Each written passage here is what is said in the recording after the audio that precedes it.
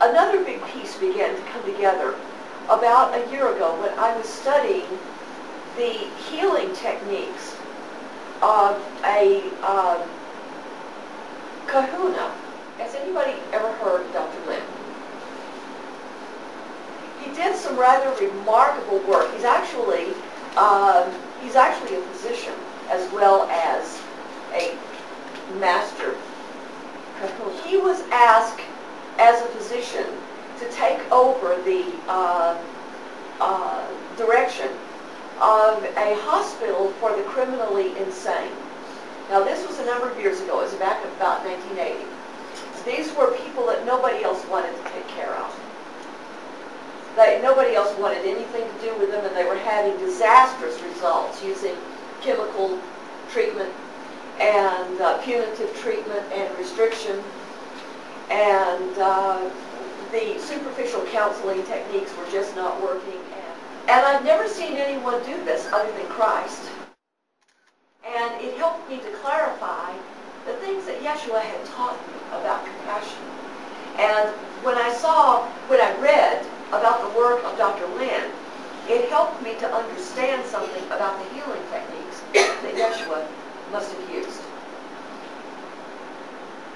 Because, well, first of all, I'll give you the results. And the results were that 4 years later, this hospital was empty. Everyone was completely healed. It is profound what he did. Because one day, someone was coming into him, and the thing that came across him to ask, not to the person but to himself, is what have I done to be responsible for that person's condition, or to allow that person's condition to exist? And he found himself becoming willing to be 100% responsible for everything that came into his life. I don't mean 98%, I mean 100%. If it could enter his life in any form, in any way, he was going to explore how to be personally responsible for that. Now, I don't mean responsible in the sense of blame, like it's my fault that a person is in that condition, or that I have to be the caretaker that then has to be responsible for caring for that person for the rest of it. Don't confuse caretaking with responsibility. Don't confuse blame with responsibility. But in the sense that if within me is the whole of the universe, then what is it in me as the whole universe that needs to be readjusted? That I can take responsibility for readjusting. You get it? And so he would begin asking those questions of himself with his eyes closed, sitting there in the presence of this person, and the person would start giving him answers. People would start healing as Dr. Land would heal himself. But he would be, in order to heal himself, he was first becoming the whole universe. He would become the whole of everything. And from being the whole of everything, he had permission to touch it. Whereas we do not have permission to interfere with somebody else's stories. This is the problem in most attempts to heal, is we're interfering. We're interfering with somebody else's story. We're interfering with somebody else's ego-determined boundaries.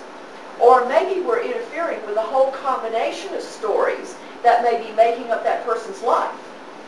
You know, how many stories, let's just say somebody's been seated in a chair in this middle, in the middle of us, who is criminally insane. Can you imagine how many people have contributed to that story? From the people that say he hurt them, and maybe he did hurt them, to the people who judged him, to the attorneys that defended him, to the medical people that tried to treat him, to the parents that abused him, to the teachers that said you're no good. Do you realize how many stories we're dealing with? And you cannot possibly go out and ask permission of every person that's ever contributed to that story, to that composite story. You just can't do it. You don't have permission. You cannot change another person's story. You can work with them so that they change their story. You can give them hope. You can give them encouragement. You can give them inspiration. You can give them tools for changing their story in their life. You can give them information by which they can change and make choices. But you can't go in and change that story. You can't. You don't have permission. Because that person is an autonomous fragment of God, just as you are, that is capable of perceiving the whole universe and selected for some reason to have the experiences they have.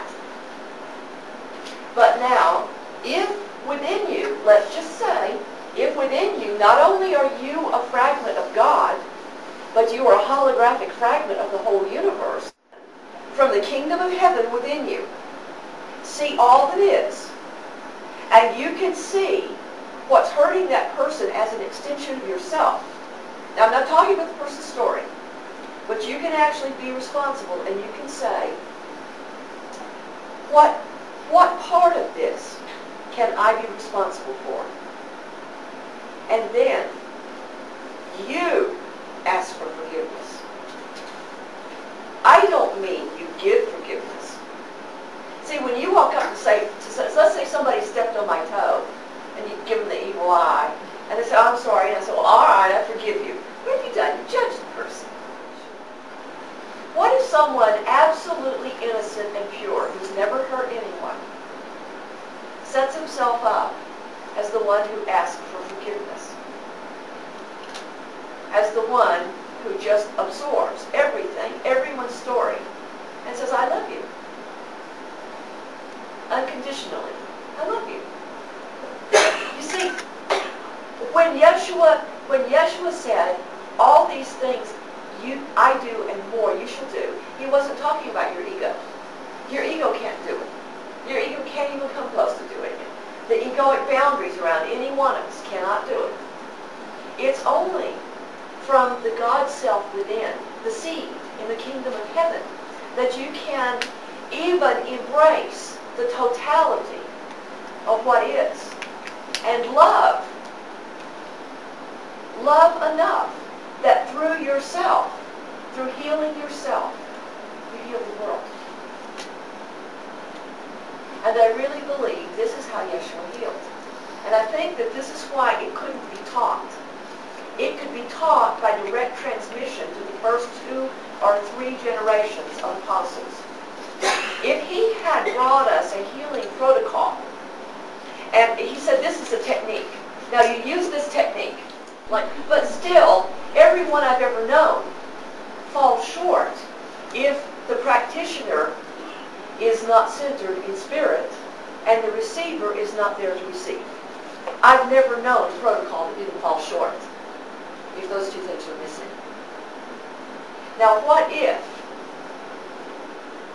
those 2 things that are essential were magnified to the ultimate, in the sense, like Yeshua said, every time he heals someone, it's your faith that made you whole. What if someone had so much confidence in him that they were willing to receive and be the universe? And Yeshua had so much willingness to be responsible that he was the universe, and the 2 things came together. You see, if we're actually created from a seed of perfection, that seed is there. And it's only the stories that hold any imprint, any suggestion that there ever is an imperfection. It's just in the story. So when we treat the story, we perpetuate the story. Somewhere we've got to get below, above, and beyond that story.